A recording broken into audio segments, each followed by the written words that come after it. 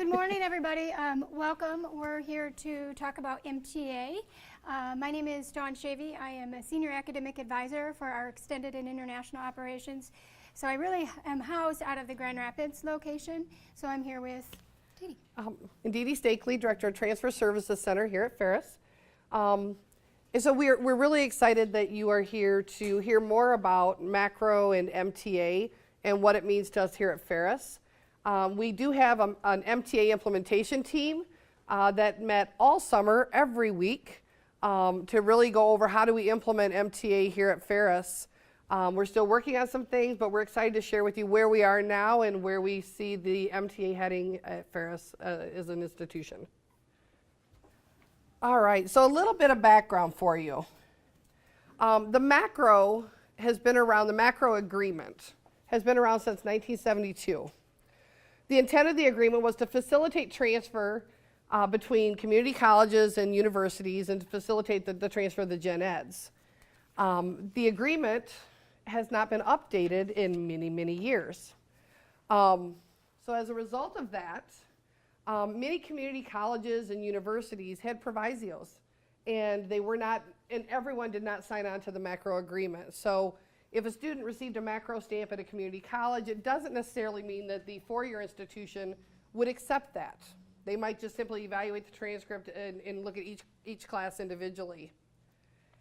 So in 2012, Michigan legislatures got involved and said we need to do something to promote the transfer, more of a seamless transfer of college credits in gen ed between community colleges and universities. As a result, they put together a group of individuals, representatives from the community colleges, the universities, and legislatures to meet and talk about what might that look like. As a result, the Michigan Transfer Agreement was developed. The Michigan Transfer Agreement went into effect the beginning of fall 2014. So everyone, all the community colleges, public community colleges in Michigan, and all of the public universities in Michigan signed on to the Michigan Transfer Agreement. So all of the presidents agreed that this was something that we need to do for students to increase transferability of gen eds. We have a number of private institutions, post-secondaries, that have also signed on to the Michigan Transfer Agreement as well. So the intent of the Michigan Transfer Agreement is to promote the transferability of the gen eds, to provide more of a seamless transition of those credits, to make it transparent for students when they're transferring from one institution to another so they know what credits are going to be accepted with their gen eds. So those are some important concepts that the group, when they were creating the Michigan Transfer Agreement, put together. So the macro agreement is still in effect. For any student who has already started prior to fall 2014, had started college, they can still utilize the macro agreement. And we'll talk later about the differences between macro and MTA. For students who are starting college for the first time, they'll come in under the MTA or under the Michigan Transfer Agreement. Keep in mind that students don't have to utilize either agreement, but they're options for students, and so that's important as well. And we'll talk a little bit later about why the differences. So the Michigan Transfer Agreement went into effect fall 2014. The macro agreement will fade out summer 2019. However, most institutions will continue to accept students who have a macro stamp. They'll continue to accept those macro agreements regardless of whether it's after summer 2019. At Ferris, we will simply look at those transcripts on an individual basis once that summer 2019 has passed. So because our faculty tend to be a very caring and very nurturing group of faculty, and they want to do what's right for students, most of our faculty will look at that if a student comes in with macro and say, okay, yep, you're good. And not say, nope, you need to come in under the MTA or it's too late. So we tend to do what's right by students, and I appreciate that, especially with trying to make sure that we are meeting the requirements of Michigan Transfer Agreement. So a little bit about MTA Best Practices that we're going to kind of go over throughout the course of the next hour. Really understanding, and most everybody in the room, we're not going to lecture at you about the Ferris general education, but we point that out because it's going to be an important topic as you understand MTA and macro, understanding how it all relates to the Ferris general education, it's important to have that foundation first. Macro versus MTA, so having an understanding, so even as if you are a new advisor and haven't had to work with a student completing the macro, we still throughout the next hour are talking about macro because as Dee Dee stated, macro is not going away until summer of 19, so you could still have students that are completing the macro versus a student completing an MTA. And so we talk about those two things because they're going to be important as you work with students, especially until summer of 19, when most students then will just be doing MTA. Knowing the Ferris macro and MTA policy, we'll talk about that in a little bit in terms of where we're at with those policies. Understanding programmatic gen ed requirements, that's an important piece to working with students and helping them understand what classes to build into their MTA, especially if you're working with a prospective student that is working at the community college. So we'll talk about that and the difference between working with a transfer student, one who's intending to come to Ferris, doing the MTA at a community college, and then working with a student here at Ferris who's intending to do the MTA. So we'll come at it from a couple different perspectives. And then being able to compare the best option for students. This is something we'll talk about in terms of advising a student appropriately, what's the best option for them. So with the Ferris Gen Eds, we're not going to sit and go through all of the Ferris Gen Eds. We're not going to debate the Ferris Gen Eds. We will simply show you them.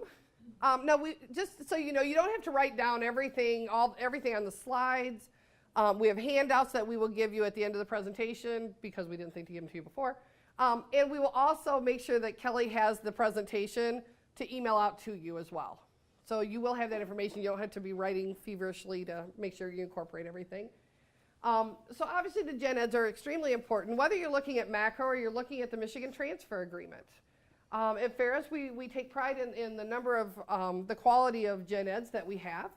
And as you're advising students, it's important to make sure that they understand that macro and MTA don't waive Gen Eds. So that's an extremely important concept to remember. Students still have to, whether they come in under macro or MTA, they still have to meet all programmatic Gen Eds. They also still have to meet all higher level Gen Eds. And that will be very consistent across the board. So when we talk about programmatic gen eds, that's where it's important when you're working with a student, especially a student who might be starting out at the community college and is going off of a transfer guide or working with their community college counselor.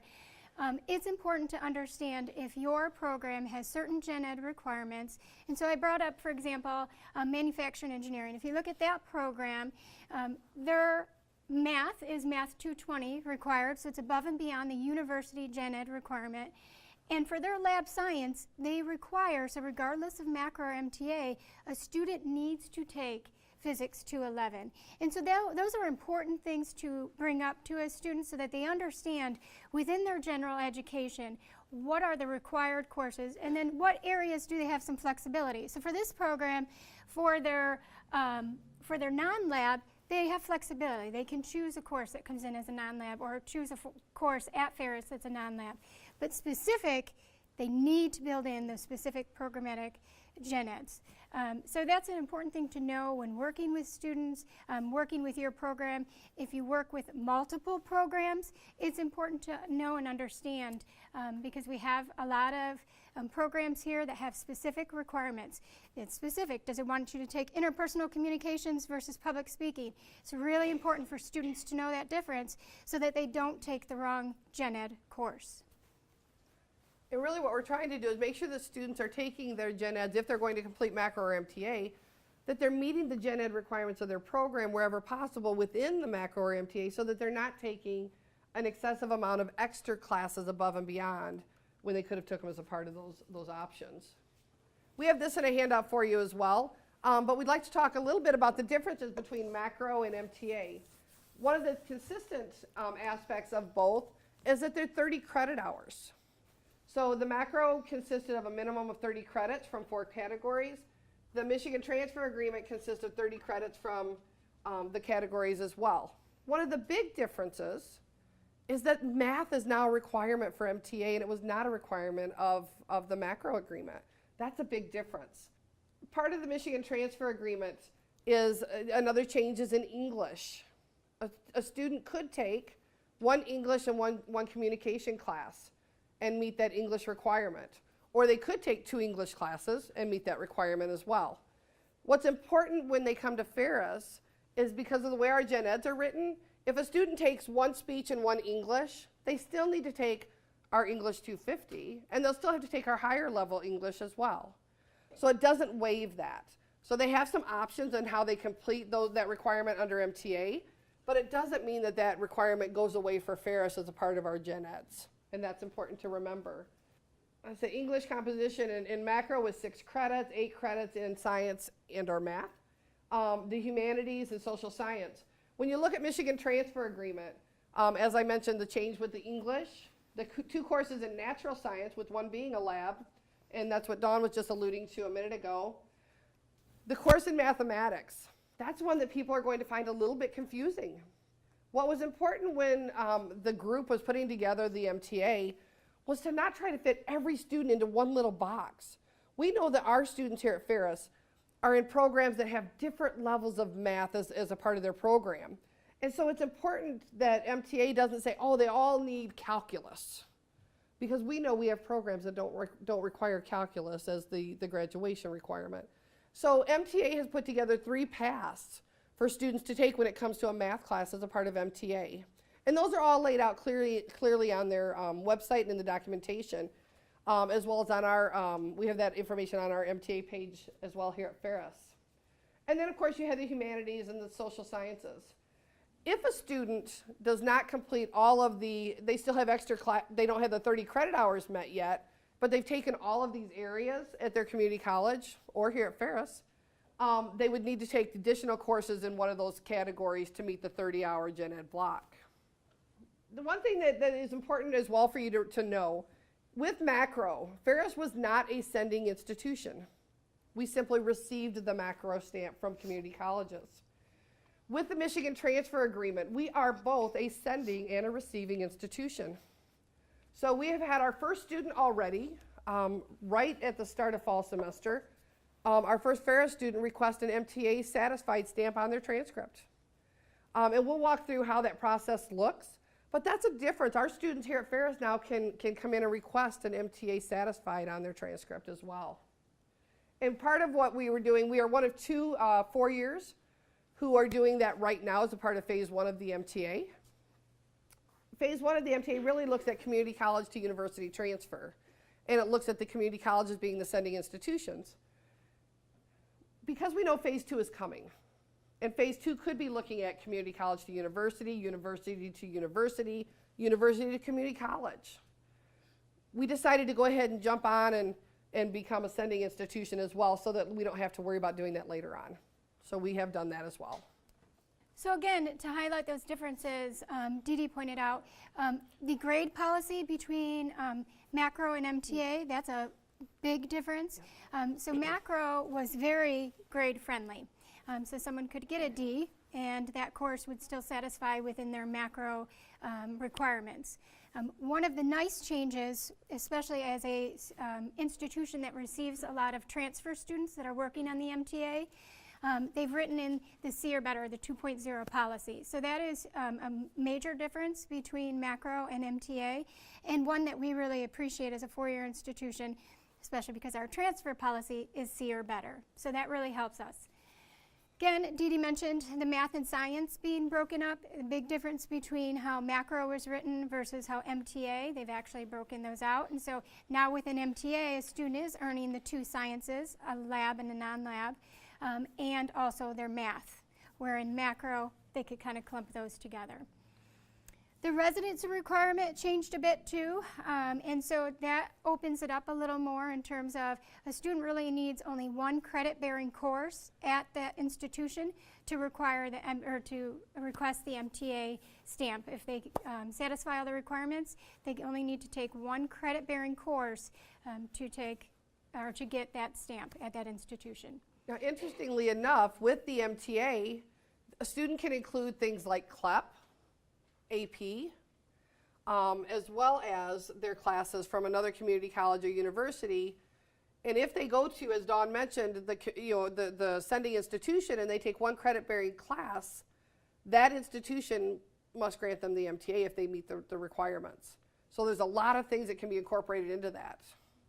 So earning the MTA at the community colleges, when we have some examples that we will pass out, most of the community colleges are housing their MTA documents on their website. Some have them in really pretty forms. NMC I enjoy their forms. All their classes that meet their different categories are listed. So when we hand this out, you will get a copy just to show you example. I did not give you a copy of every community college's MTA. But just to give you an example of what and how they lay that out. I gave you a copy of Macomb Community Colleges and how they've laid it out, and I gave you an example of GRCC's, which is very blanket. It doesn't even list the classes, so a student really needs to look online to see what courses meet that MTA. And so, but it does give you an example of that. And I did give you an example of even a macro at GRCC to show you the difference between how those two were laid out. So you'll get a copy of that. Most students can go and see a community college counselor and get a macro or an MTA audit. Some now have our version of my degree. So at GRCC, for example, they have My Path. So a student can log in and literally pull up and see if they've met their MTA and or their macro, which is really nice. At working with an advisor or working with a student and advising them on which option is best for them. So every community college is a little different in terms of what a student needs to do to get that audit. But what I will say is most of them are making them very user-friendly. They can request that from a counselor or log in and do that themselves. And all usually have something in process that they have to go through the records office to request that to go on their transcript. Most, it's not set up as an automatic, and is like at GRCC, they actually apply for graduation of a macro. And so that goes through the records office. At the end of the semester, they do an audit of that, and then the stamp actually goes onto the transcript. It is a standalone, so they can get the macro or the MTA regardless of earning that associate's degree. So that's an important concept for students to understand as well, is it's a standalone program. Right, so how does it look at Ferris then? It's very similar to how the community colleges are handling the MTA and having that MTA satisfied on the student transcript. I can tell you that several individuals here at Ferris worked closely together to get my degree set up so that it could be used to do a degree audit for MTA. So that's pretty exciting. As I mentioned earlier, we have had our first student go through and request an MTA satisfied stamp on their transcript here, a Ferris student. We also have, if you go out to our website and you go to ferris.edu/MTA, you can click on a full link of all of the classes at Ferris State that meet the MTA requirements for us as a sending institution. So Cliff put together a very nice list of classes that could be used by a student to make sure that they meet the MTA, and that is on the web page. The question was, if a student is intending to do the MTA to then transfer to another institution or another program, they really should be talking to that other school or that other program to make sure that they're building in the right courses. Is that the question? And the answer is yes, 100%. And I have that conversation a lot of the times with community college counselors who are working with students who were either working on the macro or were working on the MTA. Because it's really hard to decipher every program and those programmatic requirements that we were talking about earlier to make sure that you're directing that student for one particular course. For example, if I'm working with a student and they're kind of undecided, we might look at the 3 programs that they're looking at and see if there's any overlap. Well, this one doesn't care if you take interpersonal communications and public speaking. These 2 care that you take public speaking. So it's going to be much more advantageous for you as a student to take public speaking. But ultimately, go to the source. Anytime I'm working with a student who is starting out at the community college, if they are not having a conversation with whatever program they intend to transfer to or whatever institution they're transferring to, most likely they will be misguided in one way or another. And so it's always better for that student to see someone from either that program or that college to make sure that they're building in the right courses. And we know that students often will change programs. So a student may come in with an MTA, they may request the MTA from Ferris and be in a particular program. For whatever reason, they may switch programs. When they switch programs, that does not mean that all the gen eds in that program have been eliminated. So if they took MTA and it was focused on, let's say, College of Business, knowing that we have to have econ and those type of things in there, and they transfer to College of Engineering, they may have to take some higher level gen eds or the physics class or those type of things.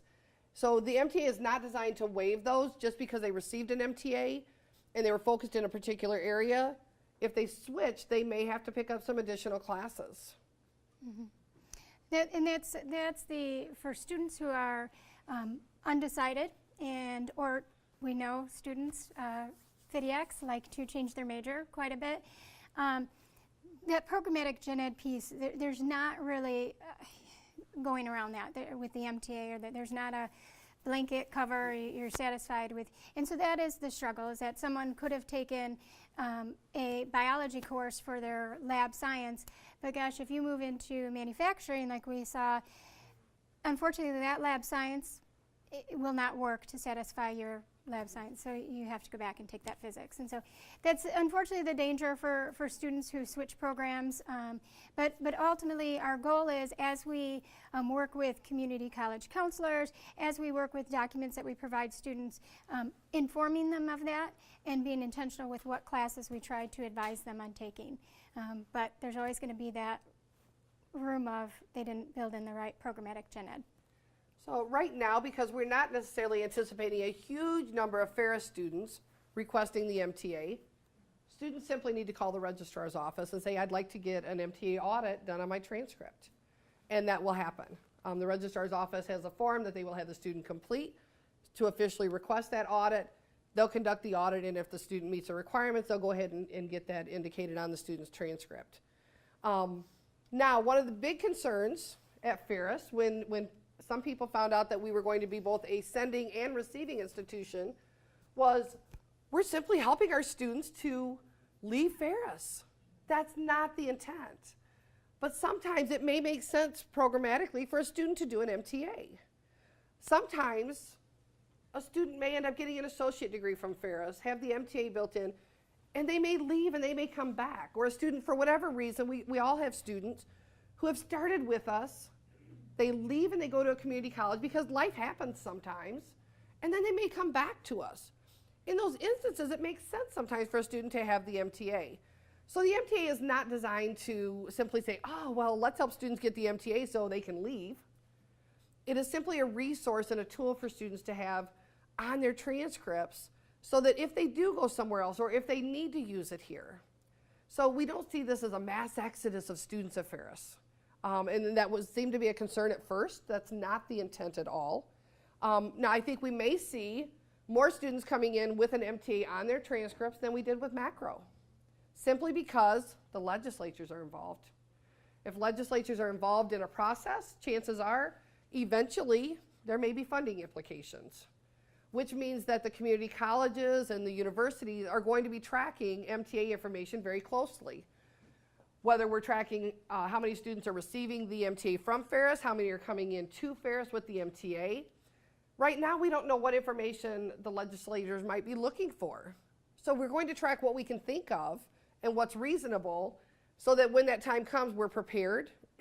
But we may see more students coming in with an MTA because there could be some accountability pieces in place later. Ferris Policies. So this is the one that lots of people have been waiting for. We have been working on Ferris Policies, both upgrading the current macro policy and creating a brand new policy for Michigan transfer agreement. Sometimes these conversations get extremely heated because people have differences of opinions. And so that's important to remember. Ultimately, that decision will be made at the provost level. But what we've been able to do through having the MTA implementation team is to really get a lot of feedback from departments, whether it's faculty, from the directors of student academic affairs, from enrollment services. And we've asked people, share it with other people and bring us your feedback so that I can compile that feedback and I continually send out updates then to the associate provost or the provost. In fact, Dawn and I were looking at a policy, looking for the most recent policy update earlier, and when you look in my file, it's huge because I've done so many reiterations of the policy letters as changes are suggested, and so I'll send them forward. So what's important to know is that the associate provost and the provost are listening to our feedback, okay? Is the policy going to be written so that it makes everyone 100% happy? Nope, nope. I can tell you that it's extremely close to being ready to post. And I can tell you that the intent of the policy letter for MTA is that it helps us to feel comfortable that our native students, our FIDIACs, are treated the same as our transfer students, and that's important. So what we don't want is the perception that our transfer students are coming in and having an unfair advantage and taking less credits in Gen Ed than our traditional students here at Ferris. That's not the intent. Now, how is that going to look when it's all written out? I can't tell you that yet. Now, hopefully in a couple of days, I can send out an update to the whole group and say, it's posted, and I will be ecstatic, and that will be really good. But I can tell you the intent of that MTA policy is that it meets the 30-hour Gen Ed block, because that's what MTA says, and that however the other part of it is written, the students will still have to take another 11 or 12 Gen Ed credits to meet our Gen Ed requirement. So I want people to walk away understanding that that's the intent of the MTA policy. So there's been a lot of thought and energy put into that. As I said, I hope that that will be finished up, if I'm lucky, by the end of the week, because I would really love to just be able to put that file to the side. The macro policy had to be updated because there's now the statement that macro is in effect through summer 2019. So the statement at the bottom of the macro policy will simply state that the macro is in effect through summer 2019. However, students coming in with a macro satisfied stamp on their transcript will be evaluated individually. Okay? So we're not just going to blanket say, oh, if you come in with a macro stamp, we're going to accept it forever and ever. Will we? Probably. But we'll review each of those individual transcripts as they come in for that reason. So to highlight that macro policy, what we're saying is any student that's currently working on the macro, and we've got quite a few, I know, statewide, that are working on that macro, we will continue how we've been working with the macro policy, but once summer 19 hits, then we start individual basis. If a student, if a student was awarded a macro in 2004, but doesn't end up coming to us till 2020, they're coming back and getting their bachelor's. At that point, it's beyond 2019. We're going to look at that on an individual basis. Does that make sense?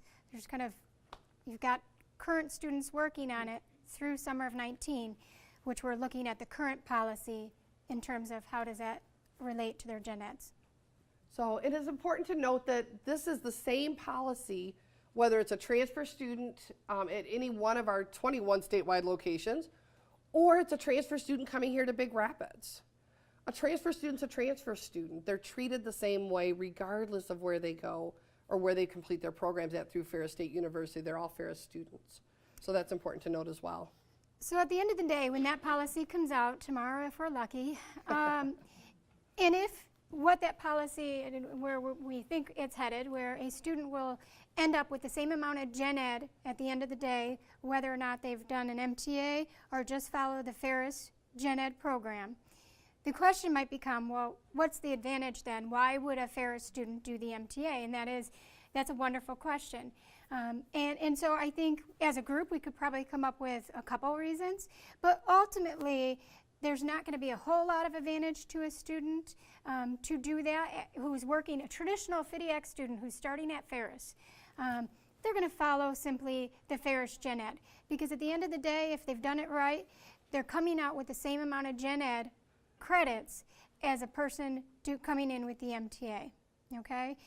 If you have a student who's working on associates, they plan long-term that they are going to move, they're transferring, and so their intent at some point is to move away and maybe go and do their bachelor's degree somewhere else. That person might choose to do the MTA so that when they do go again, we don't have a whole lot of students that look to do that right away, but that option is there for them. So really, there's not going to be a complete advantage in terms of I save some credits, okay? Because macro, we all know that policy was very flexible in terms of meeting that gen ed requirement. The intent of the MTA is not. The intent is that a FDIC student working just to follow their gen ed is coming out with the same amount of gen ed requirements in terms of credits that a transfer student with the MTA. Does that make sense? And truly, that is one of the guiding principles of the MTA, is that our transfer students and our native or our FDIC students are treated equally. So that's an important change with MTA as compared to macro. Dee Dee and I have come up with some best practices. Dee Dee's going to touch on reverse transfer. How many of you are familiar with reverse transfer? So a few. So reverse transfer is an initiative. There's a couple different ways to look at reverse transfer, okay? So I'll tell you both ways and tell you which one we're looking at. Reverse transfer could mean a student who starts at Ferris, leaves us, and goes back to the community college to finish their degree. That could be reverse transfer. Reverse transfer in this case is a student who starts at a community college. They take a set of courses, whether it's MTA or just whatever courses. They leave the community college and they come to Ferris, and they're working toward their bachelor's degree.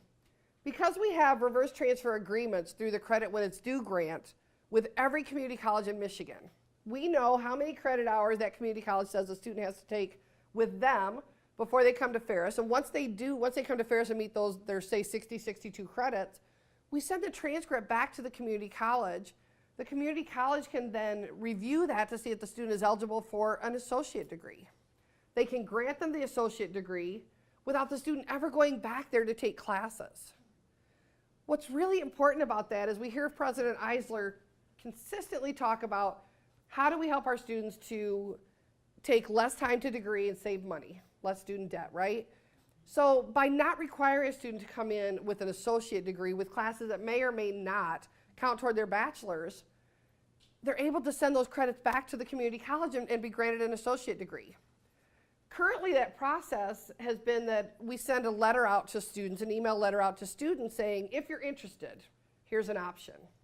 We all know how fast students are to respond to emails or letters. And so those numbers have not been extremely high yet. By the same token, there's not always clear communication between community colleges and universities, whichever way it goes. So we may not ever hear back from a community college that they granted this many associate degrees, so our data may not be quite accurate. So we're looking at ways to increase that communication and to really look at an accurate pool of students.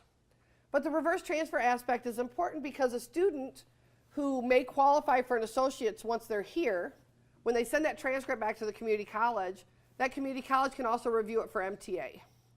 Now, chances are they're already here, they're already halfway to their bachelor's degree. That MTA may not make a difference, but it might.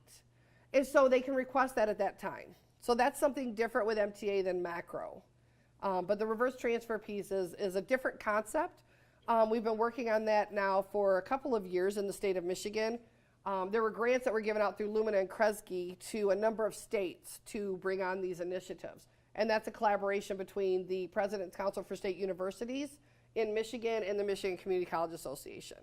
So all of the public institutions in Michigan signed on to that grant as well. And working with our community college partners, I would say for them, because a lot of funding is tied to how many degrees you actually award, there's a danger for them when students leave the community college without an associate's degree. And quite often there are programs where it's not advantageous for a student to complete that associate's before they transfer to their four-year institution. College of Health Professions programs are probably the #1. They will miss their timing of their professional sequence application if they wait to finish that associate's degree. And so sometimes, you know, part of kind of us cheerleading that is also to help at the community college level that they can award students at the end of the day, even if a student leaves, before actually completing that associate's work. So if you look at it that way too. So helping students identify recommended courses to build within the MTA. Again, we're coming from this with two different perspectives. Working with a traditional student who's working on the MTA here at Ferris, or working with a community college student who is a prospective Ferris student, wants to come to Ferris, and is working to choose the right courses, okay? So part of that is really understanding your program, the program that you're working with that student, being clear. I've put in there being transparent in terms of what are those programmatic gen eds, whether that's in advising, on our transfer guides, on all of the information that we put out there. I have the unique position of being a general advisor, and so sometimes I feel like a community college advisor because I will see students who randomly want whatever program at Ferris. And so I have to take and look at that transfer guide, and I have to decipher that. So the more transparent we can be, the better help for a community college counselor who's working with a student to identify the best courses. Should they build in the public speaking versus the interpersonal communication? Should they build in the econ? Those are classes that are really important that we highlight out when we're being transparent in our language. So absolutely, anyone on the MTA implementation team, Dawn is a wealth of knowledge when it comes to transfer, especially from an advising perspective. She is an advising guru, so she's a great contact because she spends a lot of time with macro and MTA. So I'm volunteering you. I would welcome that. I think, and I'm not a guru. I feel like I learn something every day, and Ferris Policies and learning transfer information and how each community college works, but definitely, and part of that is working with each other and coming up with, yep, okay, oh, that makes sense, and so I would welcome any person to contact me as they work with a student to feel confident, because and one of my tips is you have to be able to explain to a student what is the MTA and how does that help you satisfy your Ferris general education. And if you don't understand it, the student doesn't understand. And often you get this, and then I say, repeat back what I just said. And that's the best question, because then you understand, if they understand it, or if they were just completely lost. And if they're completely lost, and if 5 out of your 6 students that you met with that day were completely lost, then you're not explaining it correctly. And so part of that is learning, and there's a learning curve for advisors too, because the MTA is unique. And if you don't work with a lot of transfer students, you might not see it on a day-to-day basis. I'm not going to touch on consortium. Once the policy's out, I'm doing a statewide. We'll do many Adobe Connect trainings. There will be a big focus on consortium students because they are a little bit unique. Students who are off campus, concurrently working at the community college and Ferris, okay? There's some unique things. Transfer students, if you're working with them, please understand the difference between our terminology and the community college terminology. Again, MTA is written, the humanities and fine arts versus our cultural enrichment and social science. So it's important to understand the difference of those two languages and point that out to students. Knowing the resources, ask questions, keep the conversation going. We don't intend that after this training you are all experts, and that even myself or Dee Dee are experts. We continue to learn through conversation, through discussions, sometimes heated debates. And so that's an important thing, that as an advisor that you're not alone in your office helping a student, and then you can phone a friend and find that expert and yeah, exactly, and work through that. And that's really my best practice is using other advisors to, but consistency as a university, I think, is the key. So if I meet with you, I get the same advice as if I meet with you, as if I meet with you, as if I meet with you. And that we're all interpreting the policy the same. And Dawn really is, whether she wants to admit it or not, Dawn is an expert with the advising piece and does a great job. Carol Quigley in our office is on the executive committee for macro as the secretary, and she spends a lot of time at those meetings. They do talking about MTA, because the macro organization, for those of you that aren't aware, there's a macro organization, then there was the macro agreement, okay? And so the macro organization as a whole has been charged with implementing the Michigan Transfer Agreement. So Carol also can help to answer some of those questions about MTA, or I can help to answer those questions. So you have some resources. I will in no way profess that I am going to give you as good of advice when it comes to advising as Dawn will, but if I don't know, I will find the answer. But call on Carol or I as well for general questions about Michigan Transfer Agreement, what it means at Ferris, macro agreement. I would encourage you to go out to the Transfer Services website. Dee Dee and Carol have done a great job getting that updated with a lot of MTA, macro, transfer equivalencies. We're continuing to look how and for ways that we can improve that. For community college counselor, if I have to find a 300 level or 200 level culture enrichment at Ferris, it's a nightmare to look for that. So we've discussed that. That is there a way we can be more user friendly as we have our different resources for community college counselors, because we do have a lot of students that start out at the community college. Ferris main campus sees a lot of transfer students as well as statewide and online, and so the more transparent and clear we can be and provide them the resources and the tools to work with our students, the better off time to degree completion and student debt hopefully we've impacted. And absolutely, and definitely as Dawn said, phone a friend. Carol will be a great resource for you, Dawn will. I will try to be a great resource for you as well. But call us and let us know what questions you have. I encourage you to look at the Transfer Services Center web pages for both macro and MTA. Give me feedback. Tell me what works for you, what doesn't work. One thing I noticed as we started working on implementing the MTA here at Ferris, we didn't have a macro web page. So we have a macro web page now, but perhaps I didn't put something on there that you feel is really important. Same thing with the Michigan Transfer Agreement page. Give me feedback and let me know if there's some suggestions for those. Another question was that they're finding the transfer equivalency page confusing and hard to use, and they're not sure if it's been updated in the last, because they haven't used it in the last 2 years. I can tell you that the course equivalency table, if you're referring to Ferris's or to the Michigan Transfer Agreement, or Michigan Transfer Network, those are updated regularly. So at Ferris, anytime a course equivalency is done at Ferris and it's put in banner, that populates in the course equivalency table on our webpage here at Ferris.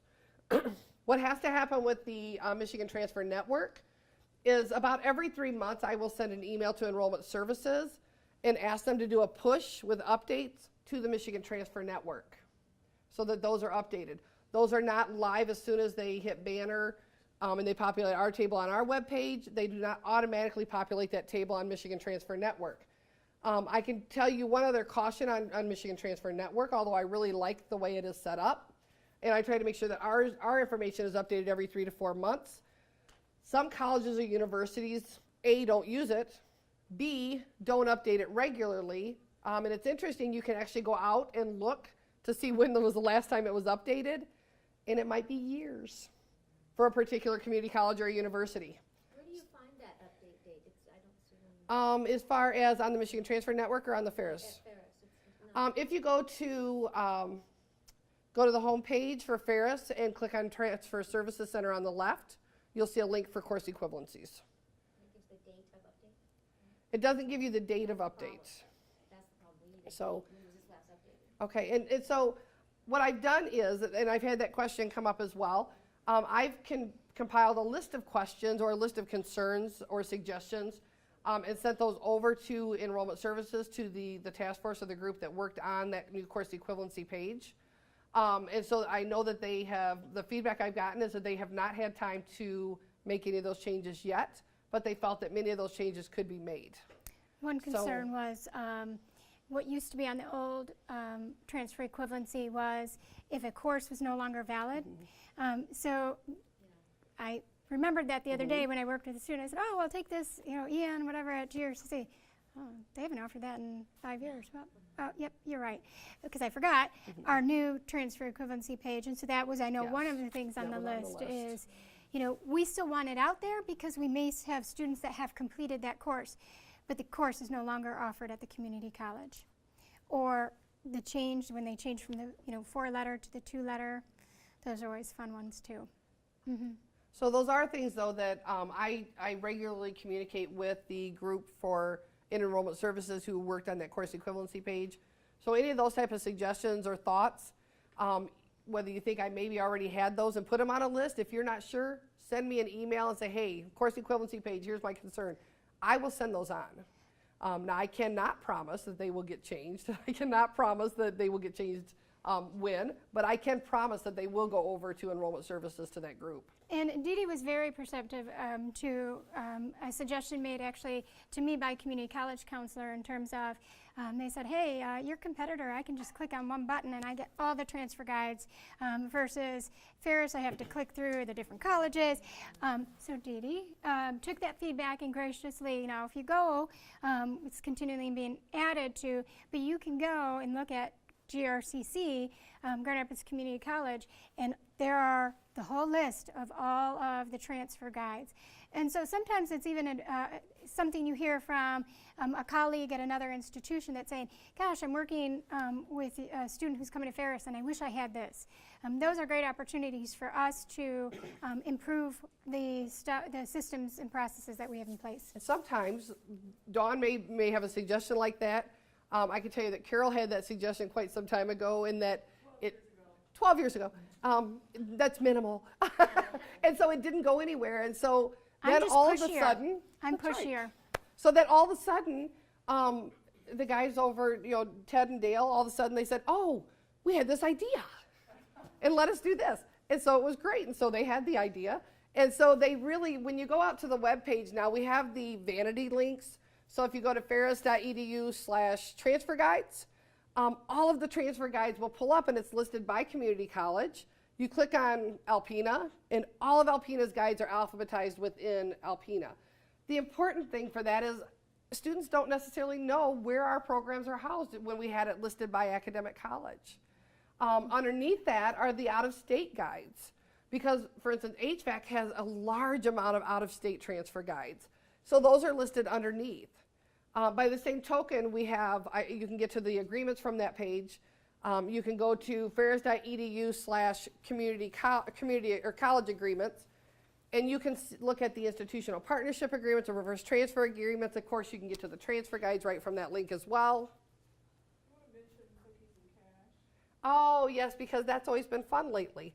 Yeah. One concern that we've heard consistently lately is that we'll get phone calls and they'll say, well, I thought my transfer guide was up, but I don't see it. What happened to my transfer guide? I thought you said it was posted. So originally we were calling Dale or Ted and saying, hey, what happened to my transfer guides? And they said, Dee Dee, they're up. Carol, they're up. Well, what happens is, for whatever reason, if your cache or your cookies are not set to delete in a timely enough fashion on your computers, regardless of what browser you use, it may not show right away that those guides are posted. Or any changes on those pages. Thank you. So that is an issue that we just clarified again with Dale and Ted, and they reassured us that people simply need to go in and reset how often those cookies or cache are deleted or updated, and it doesn't matter which browser you're using. So if you're not sure how to do that, or you're not sure what yours are set at, call tech, and they can help you out with that. Couple things too. It's really important for those folks that are doing the transfer articulation work, which we should all buy them gifts pretty much weekly because you couldn't pay me enough to do that work. It is really important that that is added to their transfer work, especially as we're working to move programs to my degree. But you're right, it is a struggle sometimes if it doesn't populate, if someone didn't catch that, because they are in weird places, especially with the macro stamp. And then you have to sift through, if they sent you 5 updates of a transcript, you have to sift through that. My best thing for students is I tell a student, you are my second set of eyes. We are advisors, even when things are on my degree. Systems make errors, and so you should know where your transfer credits go.